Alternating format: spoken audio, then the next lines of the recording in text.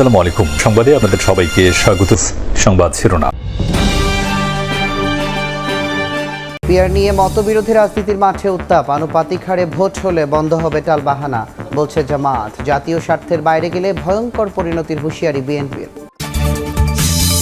শেখ হাসিনাকে ফিরিয়ে এনে বিচার করা যে কোনো সরকারের নৈতিক দায়িত্ব, ট্রাইব্যুনালে নাহিদ। আওয়ামী দুঃশাসনের বিচার হলে সতর্ক হবে ভবিষ্যতের শাসকরাও, জবানবন্দির পর মাহমুদুর। জুলাই অভ্যুত্থানের আকাঙ্ক্ষা বাস্তবায়নে সব ধর্মের মানুষকে একসঙ্গে কাজ করার তাগিদ প্রধান উপদেষ্টার। দুর্গাপূজা উপলক্ষে ঢাকেশ্বরী জাতীয় মন্দির পরিদর্শন। এবং মন্ত্রী এমপিও ক্ষমতাবানদের প্লট দিতে বন উজাড় করে তৈরি করা হয়েছে পূর্বাচল, বললেন পরিবেশ উপদেষ্টা। দুর্নীতির দায়ে সাবেক রাজুক চেয়ারম্যানের বিরুদ্ধে মামলা।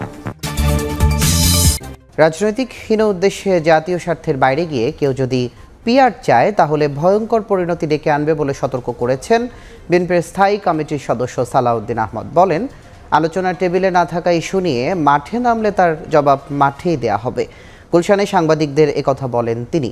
নির্বাচন পেছালে জাতীয় আঞ্চলিক নিরাপত্তার ঝুঁকি তৈরি হবে বলেও শঙ্কা এই বিএনপি নেতার।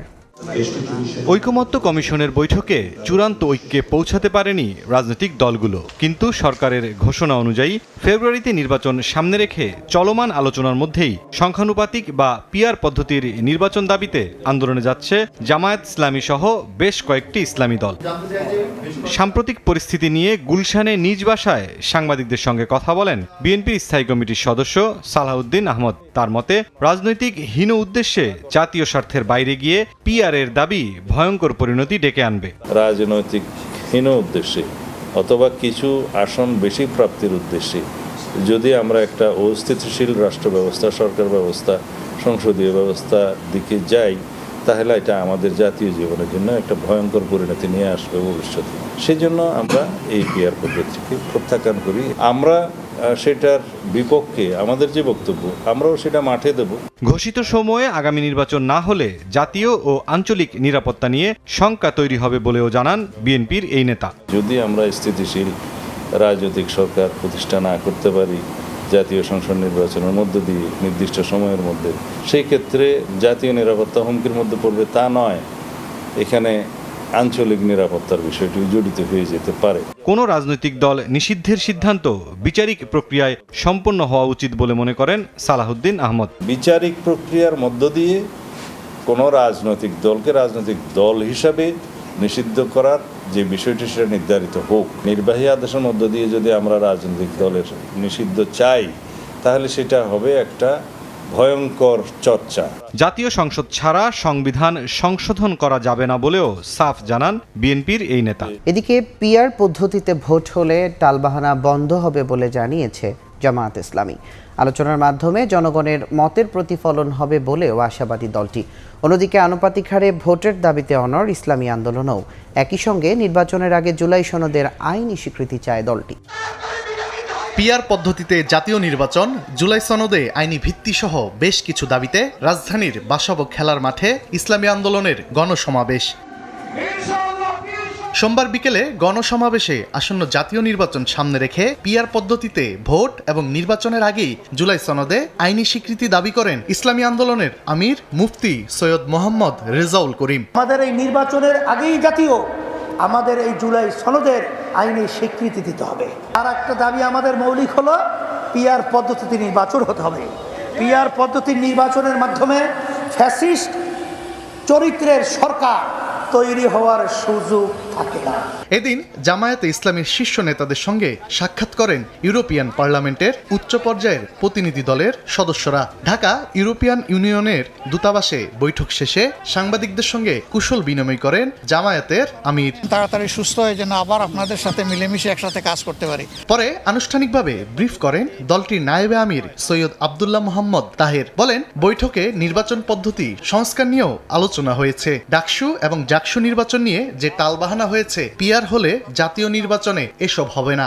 জাকসু নির্বাচনের যে নাটক হয়েছে, তো বোঝা যায় যে ফেয়ার ইলেকশন তারা পছন্দ করছে না। অ্যাটিটিউডটা তো রয়ে গেছে ফালি ফলটা উল্টে দেওয়ার, তো এটা তো জাতীয় নির্বাচনে হওয়ার আশঙ্কা আছে। তো সে কারণে আমরা বলেছি যে পিআর সিস্টেম যদি হয়, সেখানে এককভাবে কোনো ক্যান্ডিডেট থাকবে না কোনো এলাকায়, এবং সে একাই কেন্দ্র দখল করার ইন্টারেস্ট হারিয়ে ফেলবে, টাকা দিয়ে কেন্দ্র হারিয়ে ফেলবে।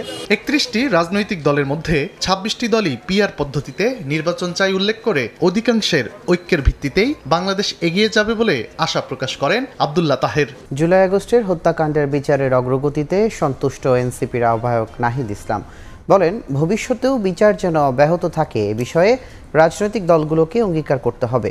শেখ হাসিনাকে ফিরিয়ে এনে বিচার করা যে কোনো রাজনৈতিক সরকারের নৈতিক দায়িত্ব বলেও জানান তিনি। এদিকে আমার দেশ পত্রিকার সম্পাদক মাহমুদুর রহমান ট্রাইব্যুনালে জবানবন্দিতে বলেন, ফ্যাসিস্ট আওয়ামী দুঃশাসনের বিচার হলে ভবিষ্যৎ সরকারগুলোও সতর্ক হবে। শেখ হাসিনার বিরুদ্ধে জুলাই আগস্টের হত্যাযজ্ঞ মামলায় সর্বশেষ সাক্ষী গণ অভ্যুত্থানের অন্যতম নায়ক নাহিদ ইসলাম মঙ্গলবার দুপুরে ট্রাইব্যুনালে আসেন তিনি। তবে এই মামলার তারকা সাক্ষী দৈনিক আমার দেশ সম্পাদক মাহমুদুর রহমানের জেরা সম্পন্ন না হওয়ায় ফিরে যান এনসিপি নেতা। বিচারের অগ্রগতি নিয়ে সন্তোষ প্রকাশ করে নাহিদ ইসলাম বলেন, এই সরকারের পরও বিচার কাজ যেন অব্যাহত থাকে সেজন্য রাজনৈতিক দলগুলোর মধ্যে সুস্পষ্ট অঙ্গীকার থাকতে হবে। নির্বাচনের পরেও যাতে এই বিচার প্রক্রিয়া কোনোভাবেই বাধাগ্রস্ত না হয় সেটার জন্য এই ট্রাইব্যুনাল এবং অন্যান্য যেই বিচার প্রক্রিয়া রয়েছে সাধারণ কোর্টে সেটা যাতে অব্যাহত থাকে সেই প্রতিশ্রুতি আমাদের এই সরকারের পক্ষ থেকে সেই একটা রোডম্যাপের দাবি আমরা জানিয়েছি এবং সকল রাজনৈতিক দলের পক্ষ থেকেও সেই কমিটমেন্ট তাদের সেই ইস্তিহারেও যাতে সেটা থাকে এটা আমাদের প্রত্যাশা থাকবে। জুলাই অভ্যুত্থানের আকাঙ্ক্ষা বাস্তবায়নে সব ধর্মের মানুষকে একসঙ্গে কাজ করার আহ্বান জানিয়েছেন প্রধান উপদেষ্টা ডক্টর মোহাম্মদ ইউনূস। মঙ্গলবার সকালে জাতীয় মন্দির ঢাকেশ্বরী পরিদর্শন করে তিনি আরও বলেন, ধর্মের ভিত্তিতে বিভক্তি তৈরি হলে হেরে যাবে বাংলাদেশ, তাই বিভেদ ভুলে সবাইকে এক হয়ে কাজ করতে হবে। এ সময় আসন্ন দুর্গাপূজা নির্বিঘ্নে অনুষ্ঠিত হওয়ার প্রত্যাশা জানান ডক্টর ইউনূস। দুর্গাপূজা আয়োজনের খোঁজ খবর নিতে মঙ্গলবার বেলা 11টার দিকে ঢাকেশ্বরী জাতীয় মন্দির পরিদর্শনে যান প্রধান উপদেষ্টা ডক্টর মোহাম্মদ ইউনূস। এ সময় তাকে স্বাগত জানান মহানগর পূজা উদযাপন কমিটির নেতারা। ধর্ম উপদেষ্টাকে সঙ্গে নিয়ে মন্দির পরিদর্শন করেন ডক্টর মোহাম্মদ ইউনূস। পরে মতবিনিময় সভায় অংশ নেন ডক্টর ইউনূস। বলেন, আইন শৃঙ্খলার বেষ্টনী নয়, মুক্তভাবে উৎসব পালনের পরিবেশ নিশ্চিতে কাজ করছে সরকার।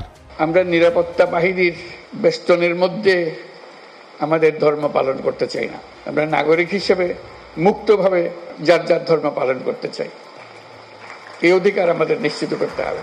প্রধান উপদেষ্টা বলেন, ধর্মের ভিত্তিতে বিভক্তি হলে হেরে যাবে বাংলাদেশ, তাই বিভেদ ভুলে সবাইকে এক হয়ে কাজ করতে হবে। আমরা এমন রাষ্ট্র গঠন করতে চাই পৃথিবী আমাদেরকে অনুসরণ করবে। জুলাই গণ অভ্যুত্থানের মধ্য দিয়ে আমরা বৈষম্য দুর্নীতিমুক্ত একটি সমৃদ্ধ দেশ গড়ার যে অগ্রযাত্রা শুরু করেছি তার সকল বাস্তবায়ন করতে হলে ধর্ম বর্ণ ভেদাভেদ ভুলে সকলকে একসঙ্গে কাজ করতে হবে। 15 বছরে মন্ত্রী এমপি ও তথাকথিত ক্ষমতাবানদের প্লট দিতে গিয়ে বন উজাড় করে পূর্বাচল তৈরি করেছে রাজুক। একথা বলেছেন পরিবেশ উপদেষ্টা সৈয়দা রিজওয়ানা হাসান। বিশ্বব্যাংকের প্রতিবেদন প্রকাশ অনুষ্ঠানে তিনি বলেন, তাপপ্রবাহ নিয়ন্ত্রণ জরুরি হয়ে পড়েছে। তাপমাত্রা বাড়ায় 2024 সালে বাংলাদেশে 25 কোটি কর্মঘণ্টা নষ্ট হয়েছে বলে উঠে এসেছে প্রতিবেদনে। তীব্র তাপমাত্রায় 2024 সালে 25 কোটি কর্মঘণ্টা নষ্ট হয়েছে বাংলাদেশে। আর্থিক ক্ষতির পরিমাণ 13 থেকে 17 লাখ ডলার, যা মোট দেশজ উৎপাদনের 0.4 ভাগ। নগরীতে সবুজায়ন কমে যাওয়া ও জীবনযাত্রার কারণে নাজুক অবস্থায় রাজধানী ঢাকার মানুষ। কর্মক্ষমতা কমার পাশাপাশি বেড়েছে অসুস্থতা। তাপমাত্রার কারণে অর্থনৈতিক ক্ষতি নিয়ে বিশ্বব্যাংকের প্রতিবেদনে উঠে আসে এ তথ্য। প্রতিবেদনে বলা হয়, এভাবে চলতে থাকলে আগামী 25 বছরে দারিদ্র্য বিমোচন ও কর্মসংস্থান সৃষ্টিতেও বাধা সৃষ্টি করবে অতি তাপমাত্রা।